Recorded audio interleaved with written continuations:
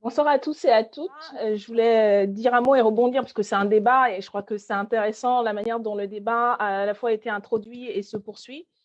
Je remercie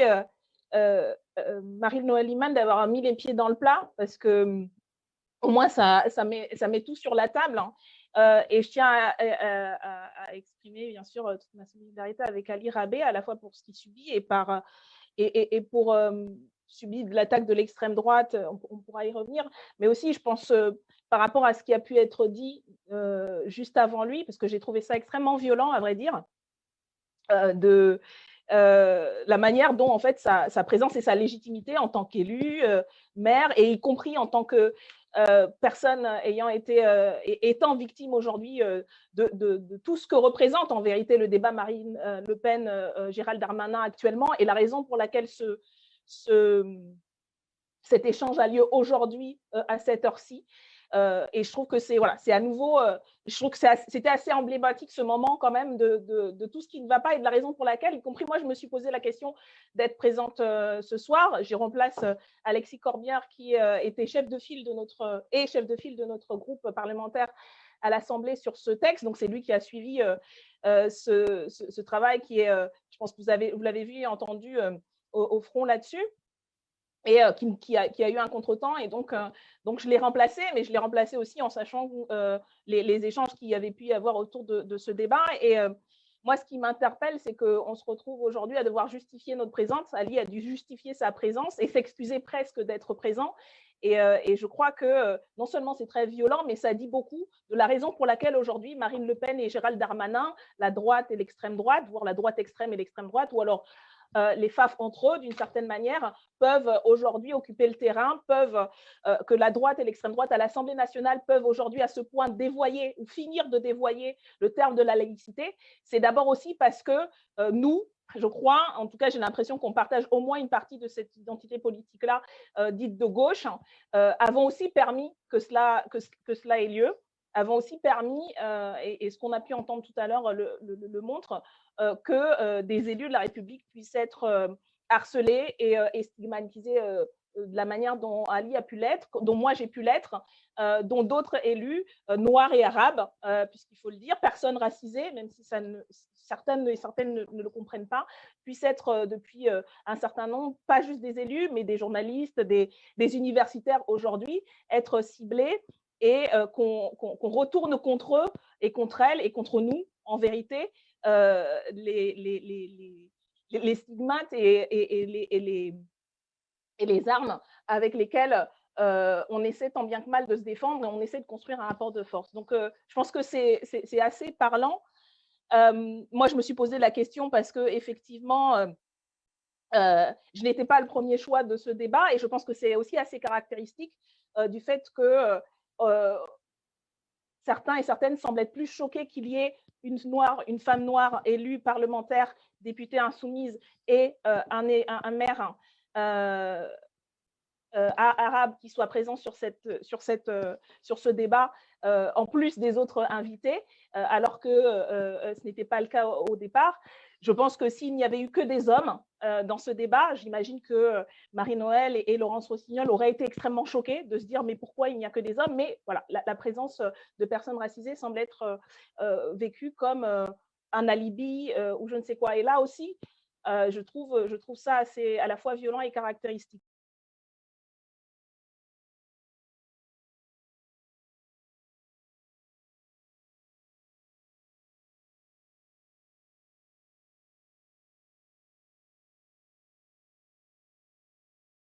Il y a une offensive de la droite et de l'extrême droite qui instrumentalise très clairement tous les débats possibles. Emmanuel Macron l'a dit depuis plus d'un an, sa stratégie, c'est d'être au deuxième tour de l'élection présidentielle face à Marine Le Pen, et donc il faut que Marine Le Pen soit juste avant ou juste après lui au premier tour, et donc tout est fait dans le débat politique et médiatique pour permettre ça, et le débat de ce soir, c'est un peu le premier meeting de la campagne Macron-Le Pen 2022. Donc là, il n'y a pas vraiment de mystère. La raison, ce qu'on devrait se poser comme question, c'est pourquoi on en est à ce point-là, et y compris comment on en est à ce point où tout le système politique et médiatique est aujourd'hui structurée consciemment autour de ça, autour de ces débats, autour de cette instrumentalisation. Ce n'est pas un problème des termes en eux-mêmes, ni du débat, ni de la légitimité d'un débat. Tu évoquais, Thomas, la question de la laïcité. Même, on pourrait parler de la République. L'histoire de la République et l'histoire de la laïcité, c'est l'histoire de débats souvent très passionnés des républicains eux-mêmes, entre eux, parce que c'était souvent, ça a été très longtemps juste eux, parlementaires républicains en 1905, mais même sur la République elle-même, parce que non, la République n'est pas un régime neutre. Moi, je ne crois pas que voilà, la République serait abstraitement comme ça, un peu au-dessus de tout le monde, et puis il y aurait un consensus. Non, ça a toujours été un combat. Ça a toujours été un combat de quel est le contenu réel de la République. Est-ce que c'est la République coloniale? Parce qu'il y a une République coloniale, et c'est au nom des idéaux républicains aussi que la colonisation a été faite. Il y a une République qui s'est accommodée de l'esclavage, et donc c'est aussi cette identité de la République-là qu'il faut reconnaître. Et il y a des républicains noirs, esclaves, qui se sont battus au nom des idéaux de la République pour obtenir leur libération. Donc, voilà, encore une fois, je pense que c'est important de rappeler, oui, tout est une question de rapport de force. Et donc, y compris la question de la laïcité, telle qu'elle a été débattue en 1905, ça a été des rapports de force entre républicains et royalistes, entre anti-républicains et républicains, et au sein même des républicains, où il y avait des gens qui étaient très anticléricaux, qui étaient enragés, qui étaient très laïcistes, comme on peut en voir aujourd'hui, y compris sur ces débats-là. Le problème, c'est que le rapport de force, à un moment donné, il a pu se faire sur un consensus plus protecteur et respectueux, et plus libéral, et plus ouvert, parce qu'il y a eu suffisamment de gens clairs sur l'objectif, qui n'était pas de faire la guerre aux croyants et aux croyantes, mais voilà, d'établir un régime où la liberté d'expression, la liberté de conscience était avant tout fondamentale. Et donc,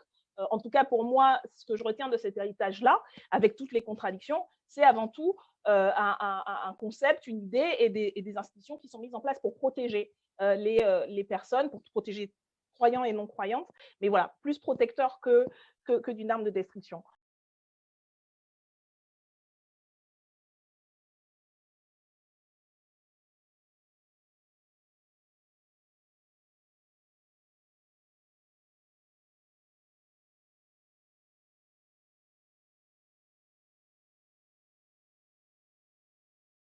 Par contre, pourquoi est-ce qu'aujourd'hui on considère que s'inspirer des théories, des analyses scientifiques et sociologiques qui ont pu être élaborées depuis plus d'un siècle d'ailleurs, de recherche sociologique sur la question du racisme, de la racialisation au niveau national, mais aussi au niveau international, de la Caraïbe jusqu'au sous-continent indien, ce serait une espèce d'importation exogène à la France, en invisibilisant par ailleurs, dans ce propos-là, tous les chercheurs contemporains et anciens de Français et Françaises qui ont travaillé sur ces questions-là, en invisibilisant des figures quand même connues et reconnues comme Fanon, comme Césaire, comme beaucoup d'autres par ailleurs. Donc ça, on considère, voilà, il y a une illégitimité. On considère que des personnes concernées par le racisme n'ont aucune légitimité à s'auto-organiser, à pouvoir dire par leurs mots comment ils ressentent et comment ils vivent et comment ils analysent les processus dont ils sont victimes. C'est le cas, c'est ce que moi j'ai entendu là. Par contre, c'est évident pour tout le monde que, par exemple, les études du genre, qui ont aussi été construites par les apports états-uniens, que l'auto-organisation et la non-mixité des femmes et des féministes, c'est tout à fait légitime. Je pense que quand on entend ces critiques-là, qui sont en plus d'un niveau, Ali parlait de la médiocrité du niveau journalistique, mais en vérité, il y a une médiocrité absolument affolante du niveau même politique, de gens qui parlent de termes qu'ils ne comprennent pas ou qu'ils ne connaissent pas ou dont ils ignorent le sens simplement parce que je crois que fondamentalement, ce qui s'est passé ces dernières années, c'est que les personnes concernées par les attaques racistes, les instrumentalisations de la laïcité, etc., ont commencé à relever la tête, ont commencé à s'exprimer, ont commencé à parler. Et ce n'est pas aujourd'hui dominant, malheureusement, le renversement un peu du rapport de force en faveur des dominés. On le saurait, ça se saurait en fait si c'était dominant. Non, ce n'est pas dominant, ça reste encore très minoritaire. Et d'ailleurs, c'est tellement minoritaire que les quelques voix qu'on arrive à entendre et qui arrivent à se faire entendre sont aussitôt attaquées, harcelées et tout est fait pour les faire disparaître et les éteindre. Mais il y a ça, il y a cette parole, et moi je suis, s'il y a des raisons d'espérer de la République, de notre République sociale, émancipatrice, de cette tradition de lutte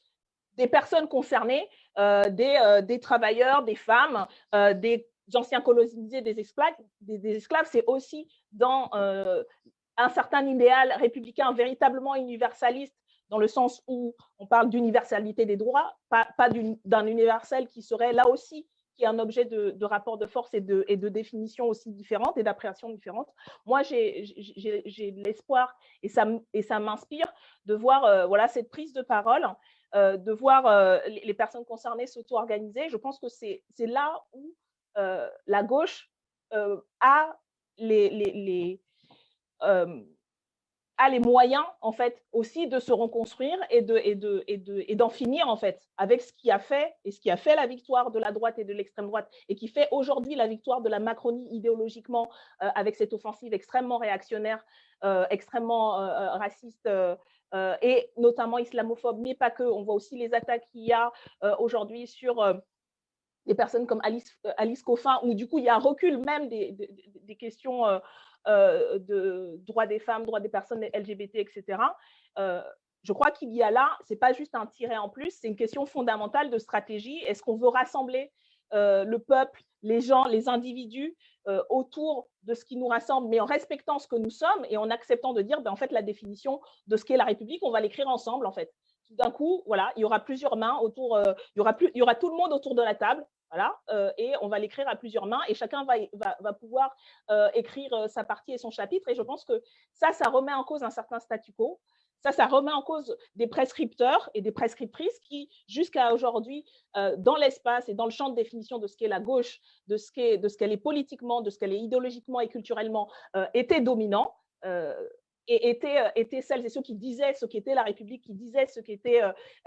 l'antiracisme, qui disaient ce qu'était le féminisme. Et donc, et ça, il y a de plus en plus de voix et de forces qui remettent en cause ce statu quo et cette hiérarchie et ces prescripteurs et prescriptrices. Et de ce point de vue-là, moi, je crois et j'espère que les prochaines semaines et les prochains mois et que les rendez-vous, y compris électoraux, qu'on a dans les prochaines semaines, les prochains mois et l'année prochaine en 2022, permettront à toutes ces voix de compter encore plus dans le débat à gauche et au-delà de la gauche, dans le débat de toute la société. Et donc, je termine en renouvelant tout mon soutien. Je connais absolument pas Ali Rabé en tant qu'élu ni militant parce qu'on ne partage pas exactement la même histoire politique, mais je l'assure de tout mon soutien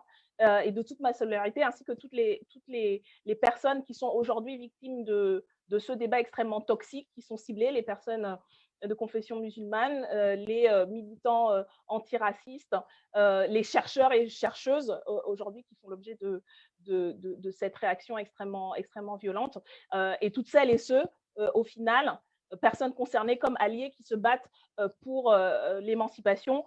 pour la République, pour une véritable République sociale et universelle. Merci.